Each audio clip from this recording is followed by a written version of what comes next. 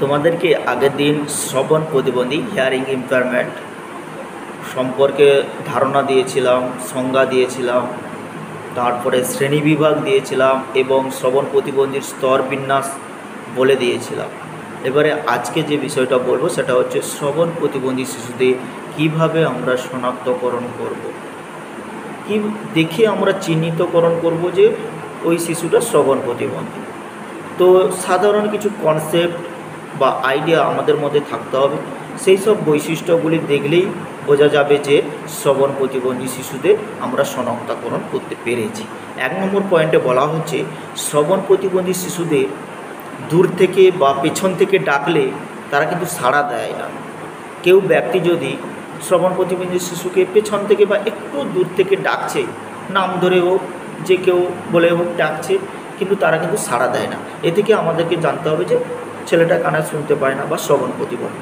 2 নম্বর বলছে ওই শিশুদের ইশারা বা ইঙ্গিতের মাধ্যমে মনের ভাব প্রকাশের প্রবণতা দেখা যায়। যে সমস্ত শিশুরা শ্রবণ প্রতিবন্ধী তাদের কিন্তু ইঙ্গিত, ইশারা মানে হাতের ইঙ্গিত, মুখের ইশারা বা চোখ নেড়ে এরকমভাবে বিভিন্ন ধরনের ইঙ্গিত ভঙ্গিতে ওদের কিন্তু মনের ভাব প্রকাশ করে।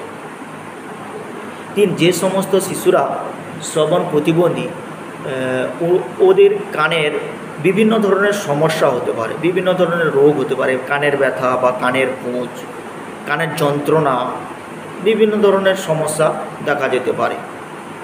নেক্সট 4 নম্বরে বলছে শ্রবণ প্রতিবন্ধী শিশুরা যে ব্যক্তি কথা বলছে ওর মুখের দিকে সব সময় তাকিয়ে থেকে বুঝতে পারে যে কি বলতে চাইছে। এটা একটা ভালো বৈশিষ্ট্য। বলছে বক্তার মুখের দিকে না তাকিয়ে ওই শিশুরা কোনো কথা বা নির্দেশ শুনতে পায় না, মানে করতে হবে, তাকাতে হবে।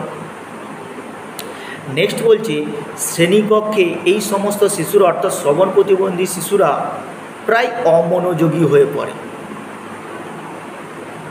যারা শ্রেণীকক্ষে অমনোযোগী হয়ে যাচ্ছে তাহলে বুঝতে হবে যে ওই শিশু কোনো একটা প্রবলেম হয়েছে, অর্থাৎ শ্রবণ প্রতিবন্ধী বা কানে কম শুনতে পাচ্ছে বা কানের বিভিন্ন ধরনের সমস্যা হতে পারে। ওই সমস্ত শিশুদের ঠান্ডা লাগা, গলা ব্যথা, গ্ল্যান্ড ফুলে যাওয়া, বিভিন্ন ধরনের সমস্যা দেখা যেতে পারে।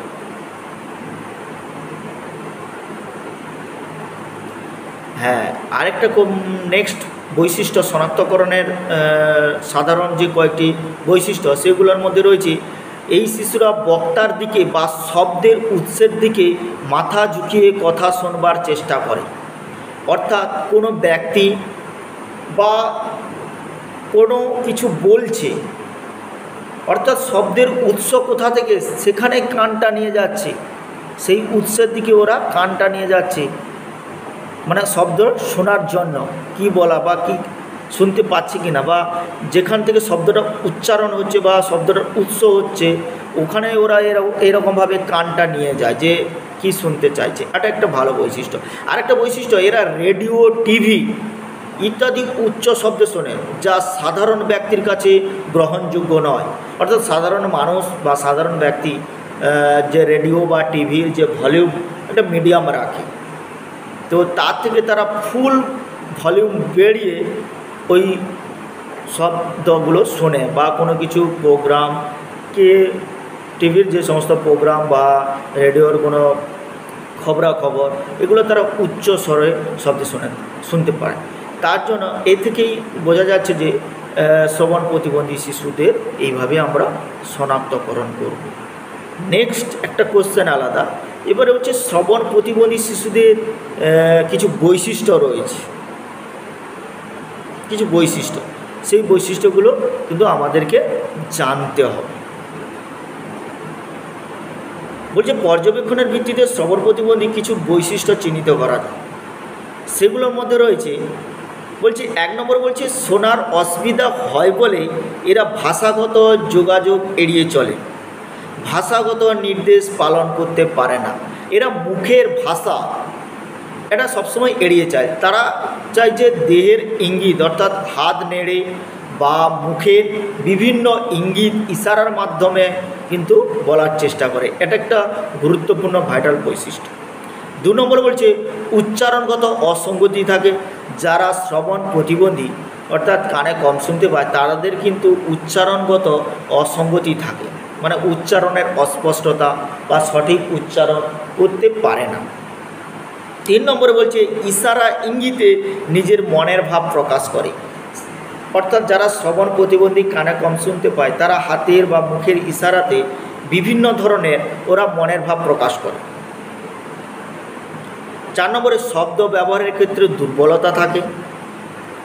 5 নম্বর বলছে জন্মগত শ্রবণ অক্ষমতা বা ভাষার বিকাশে পূর্বেই শ্রবণ অক্ষমতা থাকলে এরা কথা বলতে পারে না। নেক্সট বলছে স্বভাবের দিক থেকে এরা অন্তর্মুখী ও মেজাজি, অর্থাৎ অন্তর্মুখী এবং মেজাজি অর্থাৎ ইন্ট্রোভার্ট হয়ে থাকে। নেক্সট বলছে একটি ইন্দ্রিয়ের সক্রিয়তার অভাবে এদের পরিস্থিতিতে মানিয়ে নিতে সমস্যা হয়।